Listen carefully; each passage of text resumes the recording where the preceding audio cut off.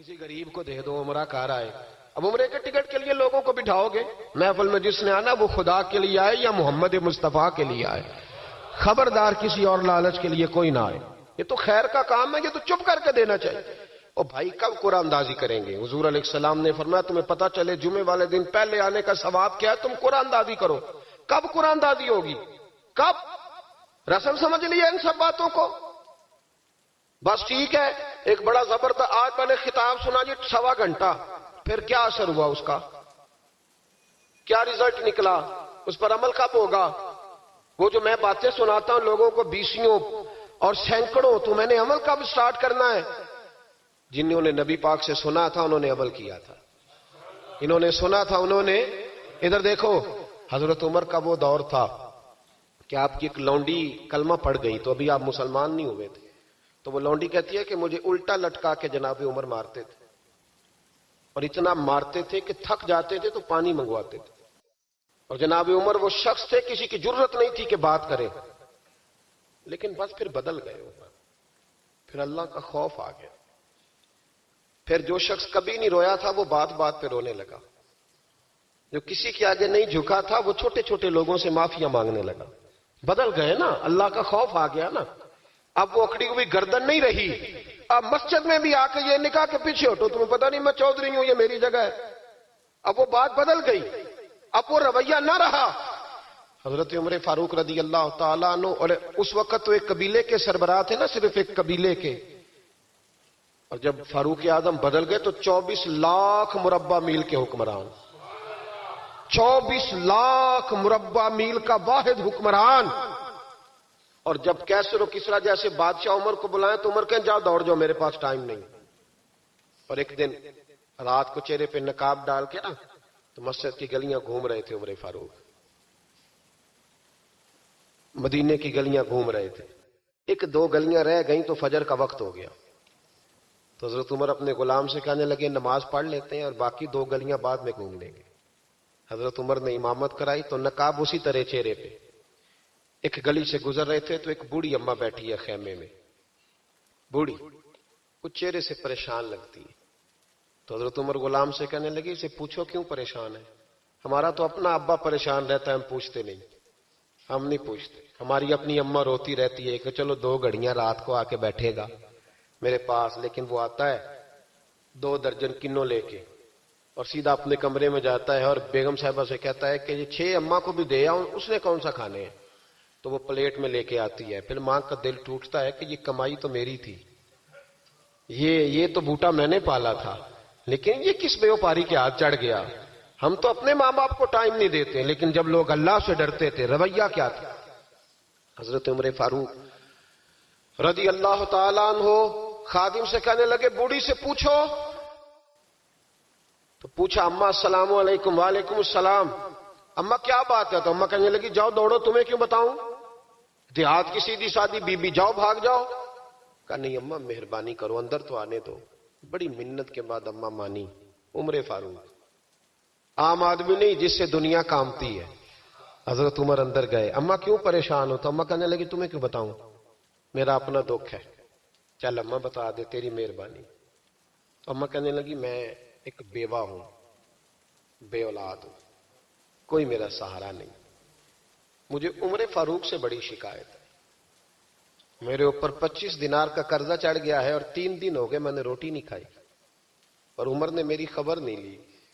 حضرت عمر کو پتہ چل گیا لوارث ہے، اس کا کوئی 2, 4, 10 ہزار ووٹ کوئی نہیں. ایک کو میکے سے 6 مربے نہیں لے کے آئی، ایک اکیلی تنے تنہا. اور بھائی جب اللہ کا خوف ہوتا ہے تو پھر انسان ان غریبوں کو بھی مناتا ہے. پھر ریڑی والے کی بھی اہمیت بڑھ جاتی ہے، پھر رکشے والے کی قدر بھی بڑھ جاتی ہے. حضرت عمر فاروق رضی اللہ تعالیٰ عنہ کہنے لگے اماں عمر سے شکوہ ہے؟ کہاں؟ جناب عمر کہتے ہیں میں نے ایک جملہ کہا تو اماں نے تو مجھے لاجواب کر دیا. میں نے کہا اماں عمر کو کیا پتا کہ تو بھوکی ہے اور مقروض ہے، اسے کیا خبر؟ تو اماں کہنے لگی کیا کہا تم نے؟ عمر کو خبر نہیں، اسے پتا نہیں؟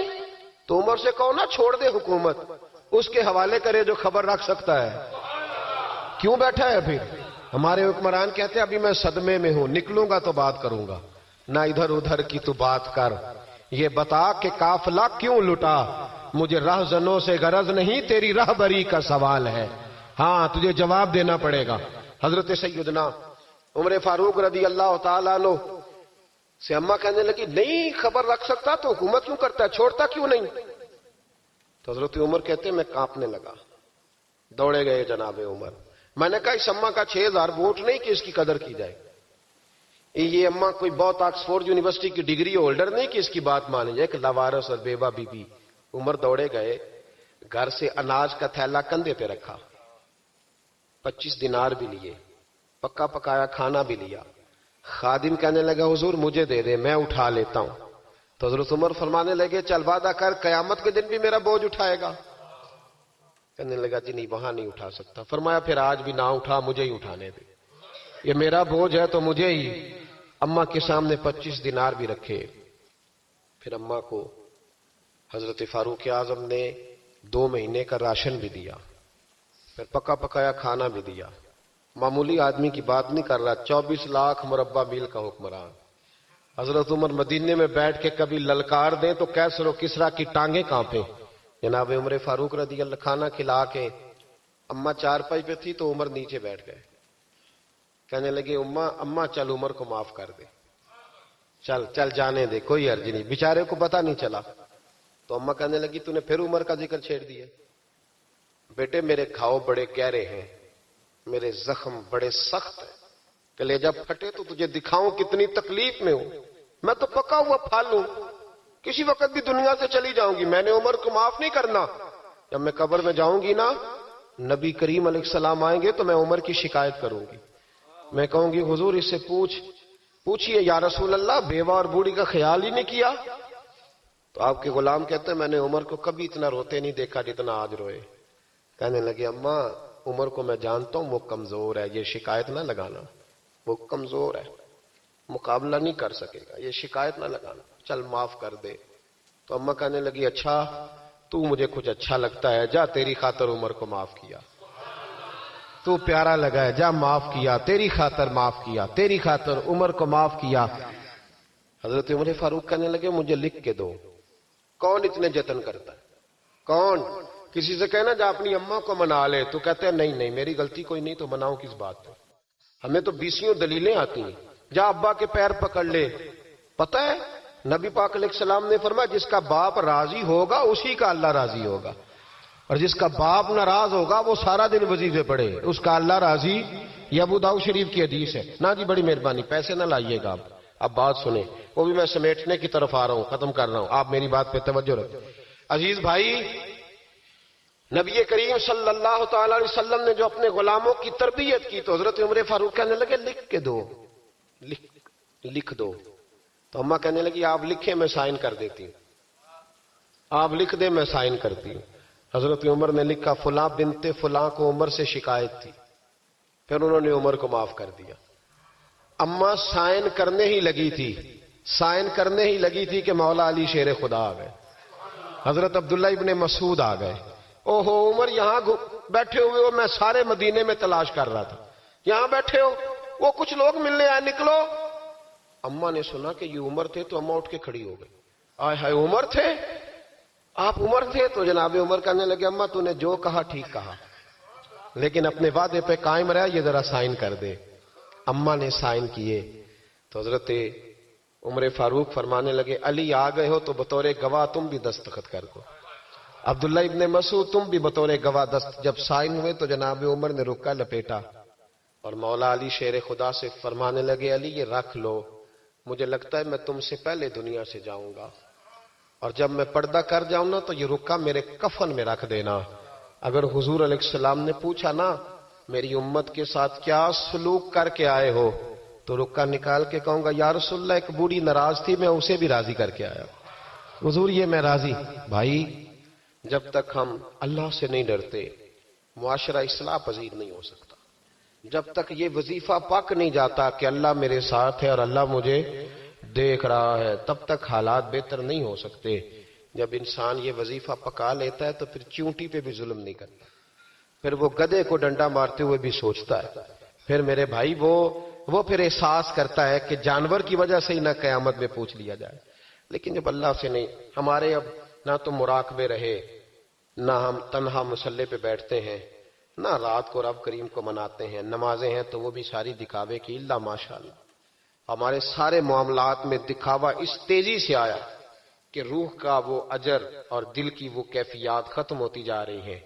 رات مصلی پہ بیٹھے اپنی اصلاح کے لیے اپنے مالک کے حضور دعا کریں، اور سب سے بڑھ کر یہ کہ یہ ذہن بنائیں کہ میں، یہ باپ مجھے بعد میں ملا، اماں مجھے بعد میں ملی، بچے بیوی بعد میں ملے، پہلے تو میں اپنے رب کے پاس تھا، اس وقت میرا کوئی رشتہ دار نہیں تھا، اور جب میں قبر میں جاؤں گا تو پھر بھی میرا اللہ ہی میرے ساتھ ہوگا، اور اگر اس کے بعد کوئی ہستی میرے لیے ابر رحمت بنے گی تو خدا کے محبوب کی ہستی بنے گی۔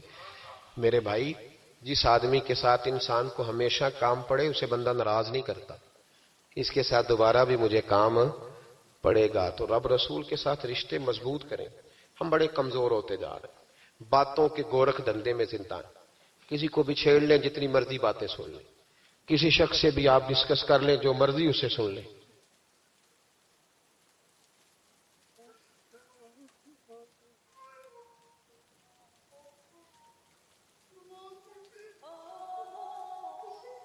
اللہ اللہ اللہ، دیکھیں یہ کتنا جذبہ ہے۔ میرا خیال ہے میری تقریر کی تو ضرورت ہی نہیں، ان کے آنسوؤں کو ہی ہمیں مسجد میں لے آنا چاہیے۔ میرا خیال ہے یہ یہاں گفتگی کی تو حاجت ہی نہیں۔ آئیں گے مسجد میں آپ لوگ؟ ہلکا پھلکا ہی انشاءاللہ کہا ہے آپ نے۔ چلو، پکے نمازی کئی دفعہ کہتے ہیں ہمیں نہیں انشاءاللہ کہنے چاہیے، سیدھے پہلا بھی ہونے ہیں، اور بھائی کہہ دیا کریں، مہربانی کریں کہہ دیا۔ آئیں گے انشاءاللہ تعالی؟ ایک بات سن لو ایک بات، انہوں نے رخ موڑ دیا ورنہ میں بات کسی اور طرف کر رہا تھا۔ نبی پاک صلی اللہ علیہ وسلم کی حدیث ہے مسند امام احمد بن حنبل، فرمایا من ترک صلاۃ متعمدا، جس نے نماز چھوڑی جان بوجھ کے، فقد کفر، حضور فرماتے ہیں اس نے تو رب کے رب ہونے کا انکار کیا۔ اللہ کے حضرت غوث اعظم رضی اللہ تعالیٰ عنہ نا، ادھر دیکھو میری طرف، اصل مصیبت یہ ہے، ایک صاحب نے مجھے آ کے کہا میرے لیے دعا کریں، میرا نماز میں دل نہیں لگتا، تو میں نے کہا نماز آپ کا مسئلہ ہی نہیں، نماز مسئلہ ہی نہیں آپ کا، مسئلہ اہمیت ہے۔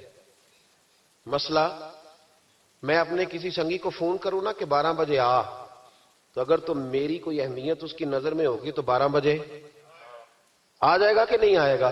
صحیح بتائیں۔ اور اگر میری اہمیت نہیں سمجھے گا تو آئے گا؟